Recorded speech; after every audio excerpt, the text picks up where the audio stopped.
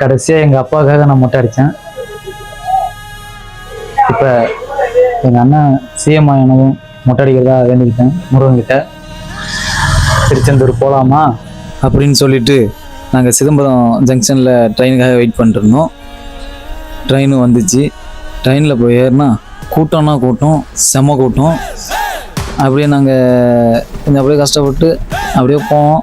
போயிட்டு கோயிலும் வந்து சேர்ந்துட்டோம்.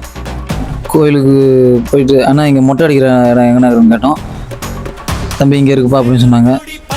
அங்கே போய் கேட்டதுக்கு டோக்கன் வாங்கிட்டு வரணும் அப்படின்னு சொன்னாங்க. போய் டோக்கன் வாங்கிட்டு போய் பார்த்தா அது ஒரு கியூ 1.5 கிலோமீட்டருக்கு தூரத்தில் நின்றுட்டுருக்கு. அப்புறம் கியூவில் நின்று ஒரு 3/4 மணி நேரம் நின்று அப்படியே போயிட்டு டோக்கனை வாங்கிட்டு மொட்டை அடித்து வெளியே வரத்துக்குள்ளே ஒரு மணி நேரம் மேலே ஆயிடுச்சு. கடலில் குளிச்சுட்டு வந்து தொட்டி தண்ணிலையும் குளிச்சுட்டு ட்ரெஸ்ஸை மாற்றிட்டு கோயிலுக்கு முன்னாடி எங்கள் அண்ணன் சேமானதும்